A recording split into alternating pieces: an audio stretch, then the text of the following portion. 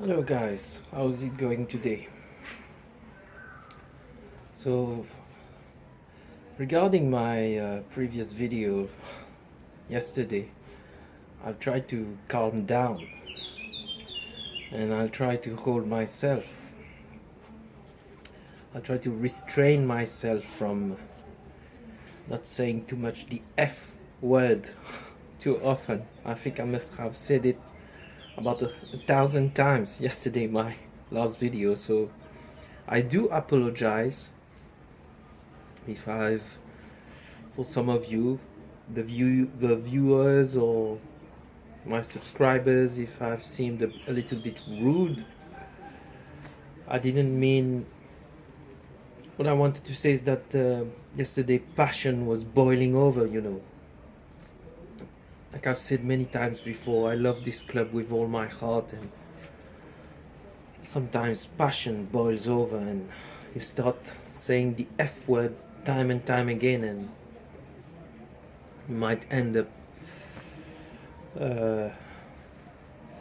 looking a little bit ridiculous, I would like also to make it clear that even if I do not agree, or I am angry, or I dislike what the owners FSG are doing with regards to their negotiating tactics, their transfer activities, or even Jurgen Klopp himself, I would like to maintain that I respect the person. I do not agree with their actions, but I respect them, even if I've said the F word many times about them. So I respect Jurgen Klopp, I respect FSG as persons. This is how it should be, and I don't want to be portrayed as someone as complete lacking, I don't know how you can say this, lacking maturity, if it's the right word. But anyway, this was the first point that I wanted to say. I'm much more calmer today. That doesn't mean that my anger, I'm still angry, but I'm more calm, and I try to express things today in a more calm manner and without saying the F word.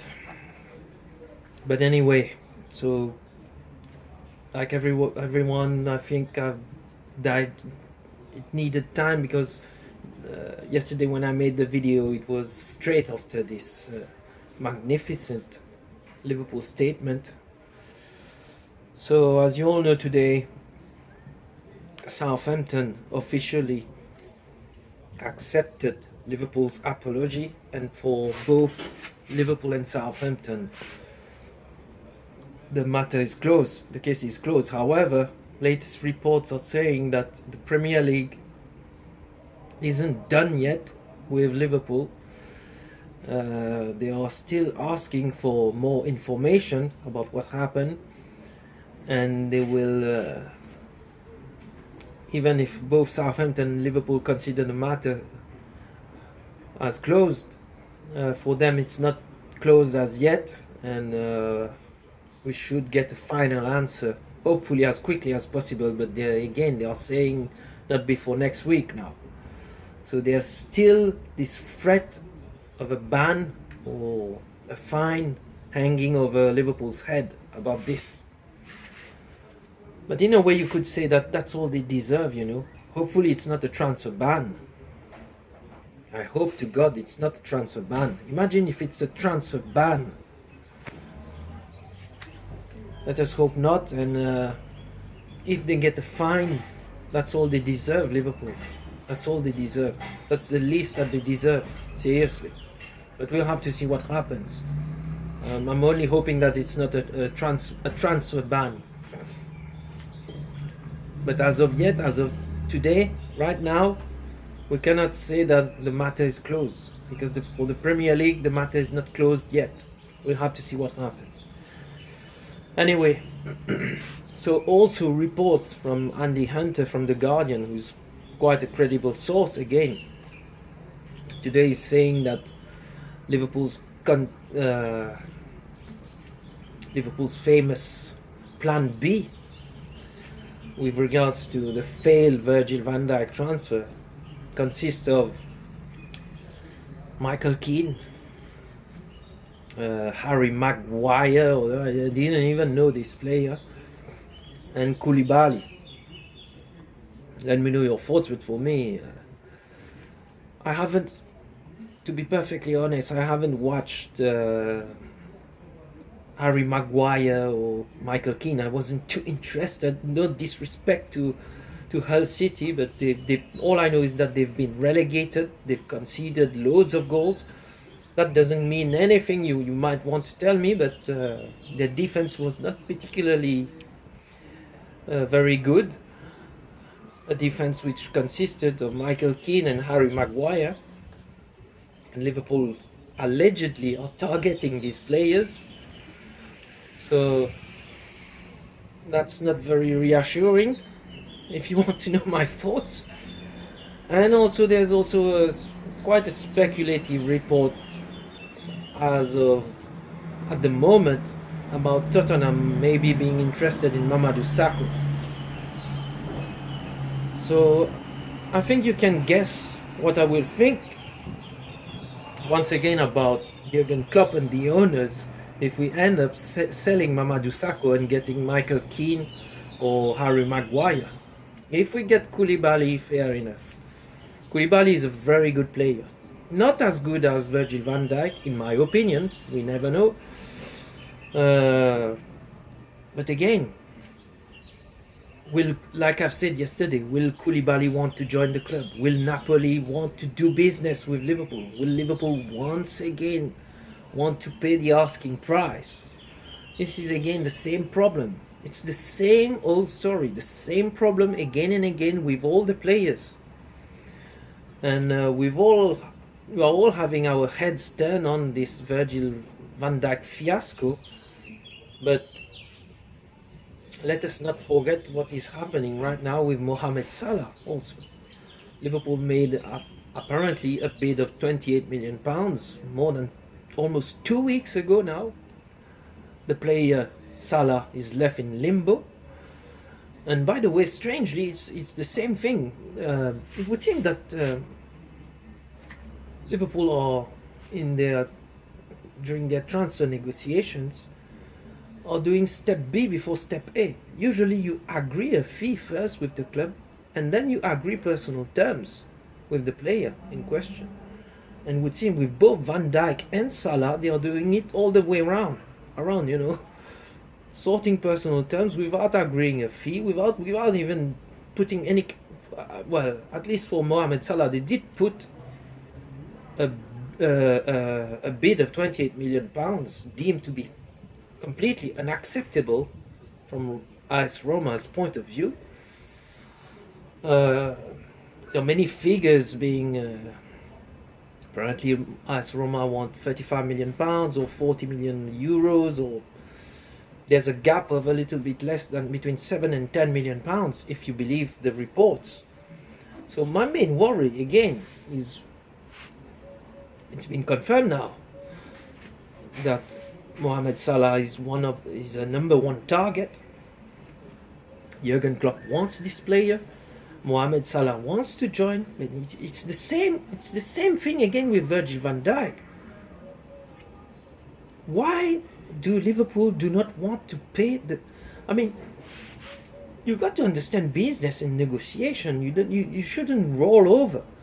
But at the end of the day, I mean, it's not as if we're talking about it's different to the Virgil van Dijk case, in the sense that here we are talking about a gap of 7 or 10 million pounds, not the same as Virgil van Dijk, where initially the figure was talk of 50 million, it was becoming 60, 65, 70, 75 million pounds. Now it was getting really ridiculous.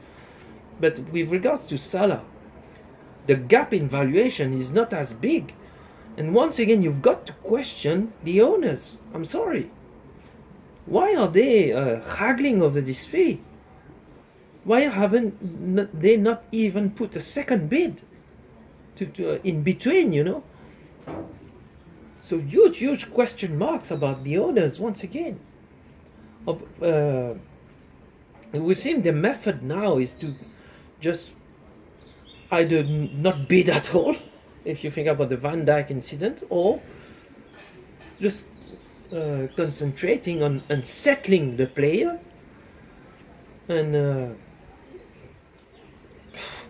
they've never been very good in transfers, Liverpool. I've said this in all my previous videos. That's why just before the video of yesterday, if you look back at my previous videos, when at the start of the week, when everyone was happy, like I said, that Van Dijk has chosen Liverpool and all, I said it. A fee hasn't even been agreed. A bid wasn't even put on the table, and that's why I wasn't as happy, as excited as many of the other Liverpool fans. And I've been proved right. Unfortunately, I'm not happy that I've been proved right. And it's the same thing again with Mohamed Salah. Now there was also this report about this kid at Sporting Lisbon, whose statistics are nowhere near as good as Mohamed Salah's. He might be good, I don't know, but it's again purely potential. But anyway, this deal also seems to be dead. I took it seriously. I wouldn't even have taken this rumor about this Martins kid at Sporting Lisbon, but the BBC, who's usually credible, reported it, so that's why I paid attention to it. But it would seem again Liverpool, even for this kid Martins at Sporting Lisbon, are not willing to pay. So my main worry, and let me know your thoughts about this, is that why do Liverpool waste? You might say we are still in June. There's still the whole summer to go for the transfer market. But why will you waste time trying for players that you don't have any chance of getting? You know, the Naby Keita rumors have completely died. They haven't bid also, by the way. So let me know your thoughts about this, you know. And how, again, I'm not starting a Klopp out brigade here, but I have huge question marks about Jurgen Klopp also. I've made my thoughts pretty clear about the owners. You know, you all know what I think about these owners. They will need to displace a mountain to make them believe in them now. It's at this point. It's reached this point. It's reached this level of mistrust that I have in FSG. And also Jurgen Klopp, like I said. If you compare Jurgen Klopp with Rafa Benitez, well, Rafa Benitez wouldn't suffer fools from anyone.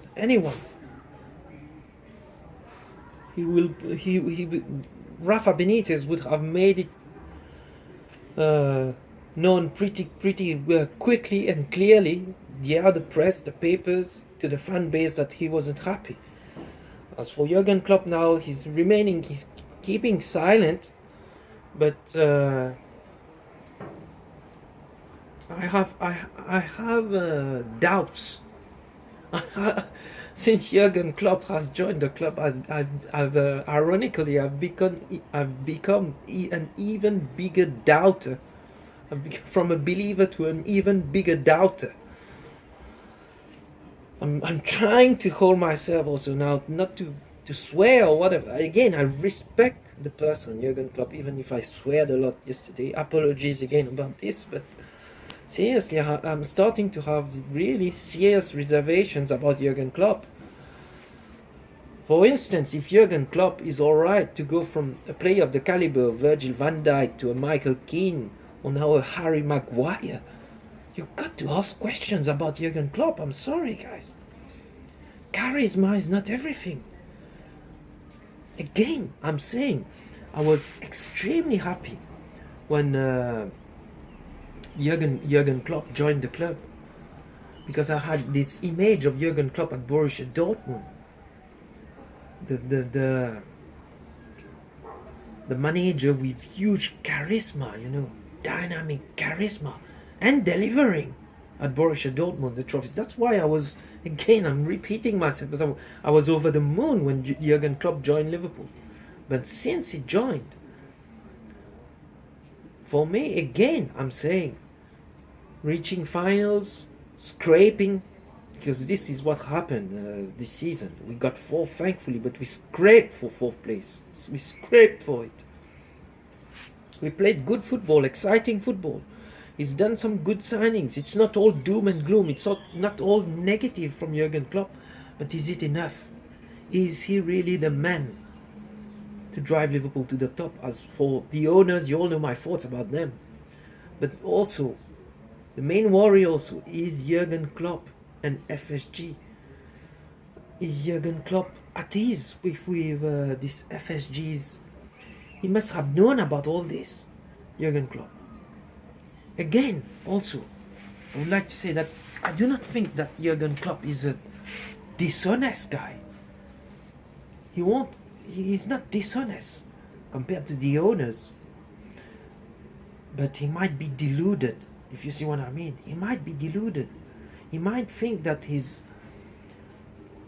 magic wand that he used at Borussia Dortmund will work here in the Premier League. No, it will not work. It's different context. It's a different financial context. The competition is much harder. So you cannot think the same way. You cannot use the same methods. You cannot use the same strategy. You've got to adapt. And I'm not sure that Jurgen Klopp has fully understood this. And again, it's still very early days. But retrospectively, if you think about the interviews from a few weeks ago, when Jurgen Klopp keeps saying he's confident, the team is good, I do not expect him to say that it's all doom and gloom, but when the talk of the biggest ever transfer kitty, 150 million pounds, Jurgen Klopp himself said that he's fully understood that he will not get a medal for a negative net spend. But so far, the more you think about this, it makes him look really ridiculous, isn't it? Seriously. So we've all been having our thoughts concentrated on this Virgil van Dijk fiasco, but let us not forget what's happening with the Mohamed Salah transfer also. And the most worrying thing again is that it's not the first time, guys. It is not the first time. Not even the second, third, fourth or fifth. It's about the 10th, 12th, the 20th time. And this no matter what change in personnel. Ian Hare, Edwards, Comoli, new manager. It's the same. What the heck? I'm really trying not to swear today. But let me know your thoughts. What would you do if Liverpool finished with a negative net spend yet again in this summer transfer window? Let me know your thoughts. Anything is possible with these clowns. Anything is possible. Like I've said before, anything positive is actually a surprise. The norm usually is negative. And I might be smiling telling you this, but believe me, my heart is bleeding when I'm telling you this. It's always a case of frustration, missed opportunities, missing out on players. They play dirty tricks, lowballing. How can you be taken seriously in business? Just compare at what's happening at Manchester City. They've already signed Silva and this goalkeeper. Did they make a huge fuss about this? Was it leaked to the press? A bid has gone on, a bid has been refused, or whatever? They just do the deal quietly and efficiently. And this is the mentality and the strategy of a competent and winning club, which is not what Liverpool Football Club is about right now. Owners, manager, negotiators, officials, or whatever. It's really painful, but that's the sad reality right now. So it's still early days, but will we end up now again, once again? It might be early days, but time flies. Time flies. And again, this notion, before I end this video, like I've said in my previous videos, once again, you know, the gap in quality between Liverpool's plan A and plan B is very, very, very worrying, you know. When you go from Alexis Sanchez to Ricky Lambert, Balotelli, and now when you think about Van Dijk to Michael Keane, Harry Maguire, again, no disrespect to these players, but have they got really they ain't got a clue what they are doing. They are clueless. I'm sorry, they are clueless. And what about the credibility, the image again? They really shot themselves in the foot with this Virgil van Dijk fiasco. They've really scored a big, big, big own goal. Let me know your thoughts, guys. Take care.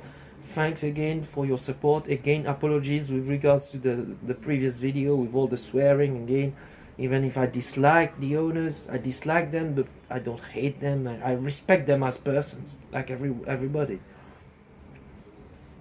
And it was about all the passion boiling over yesterday, you know. But I'm mature enough to. It was also, this video is also my official apology. I didn't want to. Even I have to apologize to Jurgen Klopp also. I've sweared a lot, but I still respect him as a person. Alright guys, take care. Leave me your thoughts, your comments, and for those, please subscribe, please like, and speak to you soon. Take care.